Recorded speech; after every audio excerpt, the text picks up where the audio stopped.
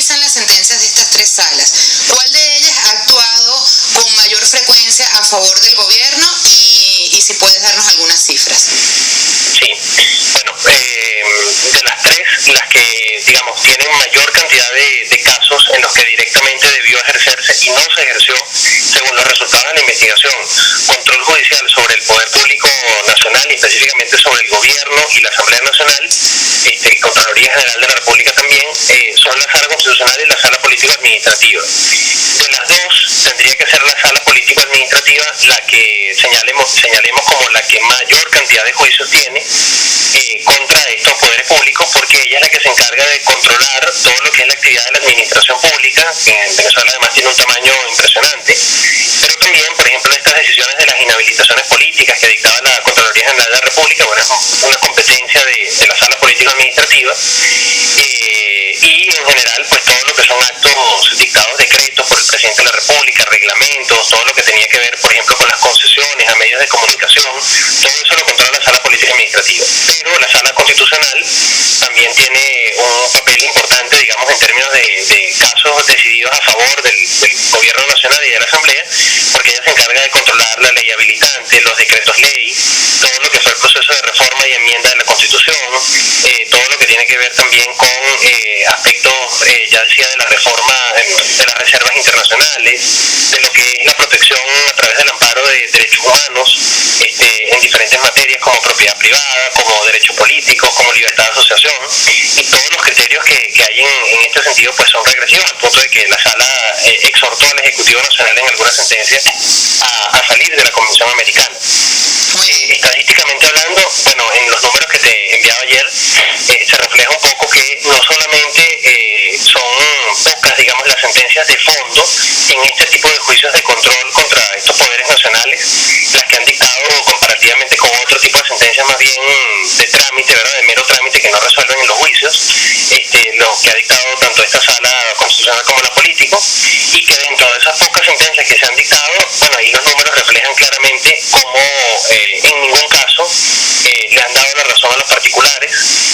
a los efectos de declarar la nulidad, por ejemplo, de una carta agraria, o declarar la nulidad de un decreto de expropiación, o de la revocatoria de una concesión a un medio de comunicación, o ordenando, por ejemplo, garantizar el acceso a divisas para la importación de papel periódico, o prohibiendo algún tipo de modificación a la Constitución que no sea compatible con otros principios o con derechos que están reconocidos en ella, como en el caso de la reelección indefinida, o demandas, por ejemplo, contra estas leyes del Poder Popular que son claramente inconstitucionales. Tampoco hay ninguna sentencia, de manera que la refutación que podría tener la investigación es, bueno, aquí están tantas sentencias de cualquiera de estas tres salas en las que sí se anularon actos del CNE o de la Contraloría o del Presidente de la República o de la Asamblea, que demuestran que sí en algunos casos perdió el Poder Público Nacional. La investigación arrojó que no hay esa sentencia y hasta la fecha nunca, pues, los magistrados de ninguna de estas salas han ofrecido esa información a los venezolanos. Claro. En este libro, Luis Alfonso, compartes autoría con Antonio Canova, Rosa Rodríguez y Giuseppe Graterol. ¿Qué los motivó a publicar el TCJ al servicio de la revolución? Bueno, básicamente el querer dar un aporte, si se quiere, definitivo, y no con ánimo de arrogancia, digamos, empleamos la expresión definitivo, a lo que ya habían sido trabajos, investigaciones e informes pues muy serios, muy objetivos sobre este mismo tema, que instancias como la Comisión Interamericana, Amnistía Internacional, organizaciones de derechos humanos acá en Venezuela también, expertos en derecho constitucional ya habían venido trabajando, pero que en general se limitaba mucho en su mayoría a insistir en la necesidad de concursos públicos, digamos, para el ingreso a la carrera judicial, la estabilidad de los jueces, el perfil de los magistrados desde el punto de vista de los requisitos, digamos, de experiencia, de formación, y pues entraban en el aspecto, digamos, político, de hasta qué punto los magistrados se habían convertido deliberadamente en actores políticos, digamos, de todo lo que es el proceso de actuación del Estado y concretamente del gobierno nacional. Pensábamos que era necesario mostrar estos patrones que mencionaba de correspondencia casi exacta entre la declaración del gobierno nacional, que por cierto lo acabamos de ver de nuevo con una carta agraria que se pidió ser revocada, y ya la Sala Constitucional a los pocos días dictó una sentencia suspendiendo la sentencia, que a su vez había dejado sin efecto esa carta agraria. Ese patrón era necesario mostrarlo porque el Tribunal Supremo sigue tomando decisiones en materias muy importantes como, por ejemplo, las elecciones del año 2013, en donde actuó supuestamente como tribunal. Todos sabemos que declaró inadmisible esa sentencia, esas demandas que se presentaron, en temas como las protestas ciudadanas que deciden juicios en los cuales se resuelve si hay que pedir autorización o no. En fin, sigue actuando como tribunal y probablemente dentro y fuera de Venezuela todavía se le vea como una instancia judicial, y en realidad esa no es su conducta, esa no es su conformación, esa no es su intención. Recién el lunes de esta semana, en un foro que hubo allí en el Tribunal Supremo, uno de los magistrados de la Sala Político-Administrativa declaró que el Estado venezolano es un Estado revolucionario de izquierda radical. Bueno, esas no son declaraciones que puede dar un juez en un país del mundo donde haya democracia, donde haya Estado de Derecho. Y pensábamos que era necesario, digamos, llegar hasta el fondo de esto y plantear la denuncia en su totalidad, para que dentro y fuera de Venezuela nos comenzamos a formular esta pregunta: ¿acaso en Venezuela hay jueces? ¿Podemos hablar que en Venezuela hay democracia? Sí, nos estamos preguntando si efectivamente hay jueces, es decir, si hay personas con autoridad para juzgar de manera independiente e imparcial las decisiones de los demás poderes públicos, porque si la respuesta es que no hay jueces, entonces tampoco puede haber democracia. Y en ese sentido pensamos que este libro es un aporte a ese debate que ya no podemos seguir postergando. Claro. Para el ciudadano común que quizás no conoce algunos mecanismos de la legislación venezolana, ¿hay algo en Venezuela con lo que se pueda impugnar o relevar de sus funciones a un juez que emite este tipo de afirmaciones o aseveraciones políticas que evidentemente pues dejan al descubierto que no es imparcial ni es justo? Sí, bueno, efectivamente la Constitución establece algunas bases, digamos, para que hayan procedimientos disciplinarios y procedimientos, digamos, de responsabilidad personal para quienes, siendo magistrados o en general jueces de la República en Venezuela, responden no solamente con destitución, sino otro tipo de sanciones ante este tipo de conductas. Lo que ocurre es que actualmente, a nivel legal, tanto la Ley Orgánica del Tribunal Supremo de Justicia como la Ley Orgánica del Poder Ciudadano, que es en donde básicamente se establece para el caso de los magistrados del Tribunal Supremo el régimen de responsabilidades y el procedimiento, digamos, para exigirla desde el punto de vista de su destitución o desde el punto de vista de su responsabilidad incluso civil, de reparación de daños y perjuicios, bueno, es un régimen muy arbitrario, que no garantiza el derecho a la defensa, que permite por cualquier motivo, incluso hasta subjetivo, proceder a una destitución. Y desde luego eso plantea la pregunta de, incluso si a estos mismos operadores del Poder Judicial actual se les podría aplicar este tipo de medidas, dejando en suspenso ese planteamiento, ¿no?, de hasta qué punto la legislación vigente nos permite exigirle responsabilidad a estos funcionarios. Bueno, la respuesta es que sí, ya sea con esta legislación o con una legislación futura, como hicieron países como Alemania, por ejemplo, cuando se unificaron las dos Alemanias y hubo que exigir responsabilidad personal a quienes en la Alemania socialista pues violaron derechos humanos, se dictaron leyes para poder iniciar esas investigaciones, de manera que con base en la Constitución se podrá exigir. Esas son las violaciones de derechos humanos. Esto es importante que los venezolanos lo sepan, no prescriben en el caso de Venezuela, y por tanto siempre se podrá exigir la responsabilidad no solamente del Estado, sino también la responsabilidad personal de quienes dictaron sentencias, de quienes dictaron decisiones en cualquiera de los poderes públicos, por ejemplo en las inhabilitaciones políticas que constituyen violaciones de derechos humanos. ¿Qué es lo importante desde ahorita mismo, al margen de si estas leyes nos van a permitir o no exigir esa responsabilidad en un tiempo cercano? Bueno, no quedarse callado, no convalidar la impunidad, iniciar las denuncias, por doloroso, por incómodo que sea, recabar las pruebas, presentar las demandas, ejercer las acciones, porque es la única forma de que las pruebas no se pierdan, es la única forma de que esos casos estén andando para cuando institucionalmente el país esté en situación de poder hacer justicia. Esto es exigir la responsabilidad y también reparar los daños que todas esas violaciones han causado, porque de otro modo pues sencillamente esto va a quedar pues en la desmemoria, en el olvido, ¿verdad? Y pues las víctimas de esas violaciones no podrán ser resarcidas. Pero la respuesta es sí, si hay responsabilidades, si existen los mecanismos o existirán, como en otros países se han adoptado, para que no sea la impunidad lo que termine reinando, sino más bien pues la sanción que corresponda y la reparación también que corresponda a las víctimas. Luis,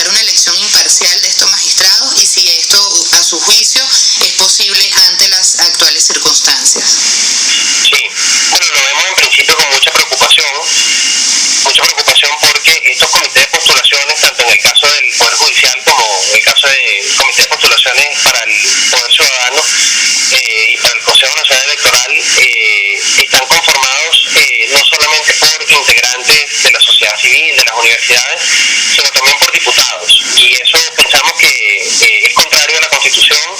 La Constitución establece que esos comités deberían estar integrados únicamente por personas, digamos, provenientes de organizaciones civiles, de universidades, de colegios profesionales, precisamente para garantizar en esa primera selección que no hayan criterios partidistas, criterios ideológicos al momento de elaborar esa primera lista. Luego, bueno, le corresponde en algunos casos a otros poderes como el ciudadano emitir su opinión y filtrar un poco más la lista de esos candidatos iniciales, y en última instancia le corresponde, como vale pues perfectamente en democracia, a la Asamblea Nacional, a la plenaria, tomar la decisión. Entonces, un primer elemento que nos preocupa y que no es de este proceso, sino que arranca lamentablemente desde el 99 o desde el 2001, ¿verdad?, con la primera conformación de comités, es la presencia de diputados en esos comités de postulaciones. Eso ya de alguna manera pues añade un componente partidista desde la primera lista. En segundo lugar, lo que mencionaba sobre los aspirantes, bueno, es algo impúdico, pues no hay ningún tipo de respeto ni de consideración por la forma siquiera, cuando personas que están abiertamente vinculadas al partido de gobierno o que han tenido cargos en el gobierno del anterior presidente o del actual, se postulan simplemente porque tienen un título de abogado o alguna otra formación jurídica. Eso ya habla pues de lo grave, digamos, y del desprestigio al que se somete el Poder Judicial en Venezuela. Esto debería ser algo que tanto los integrantes del comité de postulaciones como luego los diputados de la Asamblea Nacional, que no avalan las inconstitucionalidades que se cometen en este proceso, deberían dejar constancia, pero no solamente con votos salvados o con declaraciones, sino que deberían elaborar informes, que deberían remitirse pues a instancias internacionales,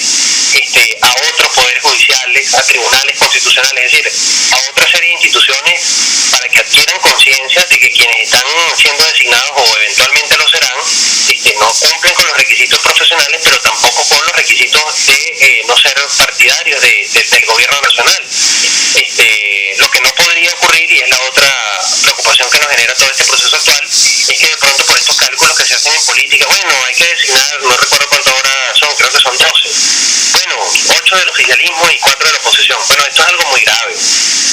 porque es que no pueden ser ni 4, ni 8, ni 5, ni 5, ni 6, ni 6, sino que es que tienen que ser personas no vinculadas a ninguna tendencia política, tienen que ser personas que estén dispuestas a controlar esas tendencias políticas cuando sean jueces, porque esas tendencias de una u otra manera son las que ejercen el poder político. Entonces, si vienen de ese poder político, no lo van a controlar. Entonces sería muy grave que el día de mañana los sectores democráticos, diputados de la oposición, de partidos que no son del gobierno, salgan diciendo, bueno, esto es un gran logro porque de tanto del total que se designaron, entonces una cuota nos corresponde a nosotros, pero esa cuota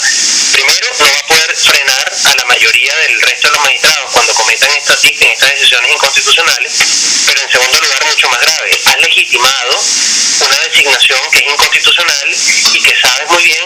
va en contra de los fines del Poder Judicial, porque no garantiza la independencia y la imparcialidad. Entonces, lo que está en juego es muy grave, y ojalá que se haya aprendido de errores pasados para que en esta oportunidad no se convalide nada de esto, y que más bien, tanto dentro como fuera del país, se sepa en definitiva que las personas que terminen siendo designadas por esta vía no solamente no cumplen, sino que van a venir a empeorar la situación, el papel del Poder Judicial por su parcialidad política hacia el gobierno nacional. Muy bien, Luis. Para finalizar, queríamos que nos comentaras un poco cómo fue el proceso de publicación. En el libro se habla de una de las libertades o de los derechos ciudadanos conculcados por el TSJ, es la libertad de expresión e información. Podemos pensar que un libro como este pueda ser objeto de censura. Ya ha sido publicado, ¿ustedes cómo lograron quizás evadir estos visos de censura, y si hasta el momento han recibido alguna presión o alguna amenaza quizás por la publicación de esta investigación? Sí, bueno, Venezuela presenta una situación en materia de libertad de expresión, información y opinión muy particular, que es que ciertamente pues en algunos espacios y de alguna forma todavía los venezolanos pueden compartir o expresar sus opiniones, sus pensamientos, digamos, sin que eso implique que de forma automática e inmediata pues puede ser objeto de una privación de libertad o de algún otro de medida punitiva, digamos así. Pero el riesgo existe de que, por ejemplo, quienes nos dedicamos al ejercicio de la profesión del derecho, pues no podamos ya luego presentar nuevamente casos casos ante los tribunales, porque eso podría seguramente implicar riesgo para nuestros representados, más allá, digamos, de que muchos pueden decir, bueno, pero si ustedes dicen que no son jueces, entonces ¿cómo demandan? Bueno, se demanda por lo que decía hace un momento, porque tú no puedes convalidar la arbitrariedad y la impunidad guardando silencio, por eso se demanda. Pero más allá de eso, bueno, implica un riesgo, digamos, para las personas que puedan recibir la asesoría, y eso es una limitación indirecta porque pues no puedes poner en riesgo a terceros por lo que son trabajos propios desde el punto de vista académico y de divulgación. Hasta ahora no, afortunadamente, y esperemos siga siendo así, porque desde luego lo que se trata con todo esto es de que el país recapacite y mejoremos como nación a nivel institucional, que no haya ningún tipo de retaliación. Hasta ahora tampoco ha habido ningún tipo de respuesta. El libro pues se está distribuyendo, quizás un poco con dificultades por la editorial, que es una editorial pequeña, de profesores universitarios, y que está haciendo un esfuerzo importante con este tipo de trabajos de divulgación, digamos, de la situación institucional del país. Ya está en varias librerías en donde se puede adquirir. Fue un esfuerzo, digamos, básicamente personal de los profesores junto con la editorial, de los autores, poder divulgarlo, bien complicado además con la situación de papel y de las imprentas en el país, pero creo que un poco se apostó pues a tener el compromiso con la situación actual que vive el país, que demanda el país, de que cada quien en su sector, los periodistas, los ingenieros, los médicos, los trabajadores, en fin, cada quien en su sector conoce muy bien cuáles son los problemas, está quizás en capacidad mejor que los que estamos en otras actividades de poder decirle al país las causas y los efectos de los problemas en esos sectores, y es la oportunidad de no quedarse callado y de asumir parte del riesgo, pero también parte de la responsabilidad y del aporte a que la situación prontamente en Venezuela cambie, de manera que no era una opción guardar silencio, y estamos conscientes pues de las implicaciones que puede tener. Insisto, hasta ahora pues no ha habido ninguna, afortunadamente, y esperemos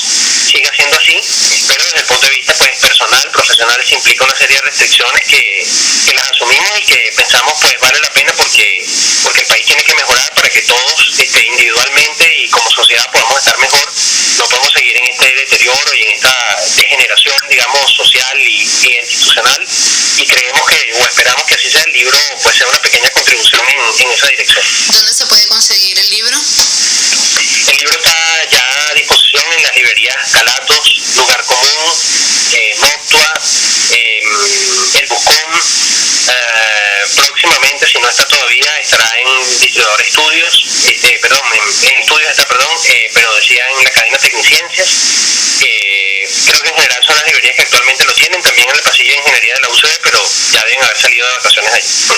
Muy bien, Luis, muchísimas gracias por tu tiempo y por este aporte documental, pues sin duda es bien importante, como tú lo comentabas. Luis Alfonso Herrera. Muchísimas gracias por la oportunidad y bueno, también por la valentía y el coraje, ¿no?, de apoyar este tipo de investigaciones y de ayudar a divulgarlo. Así es. Luis Alfonso Herrera, coautor del libro El TSJ al servicio de la revolución.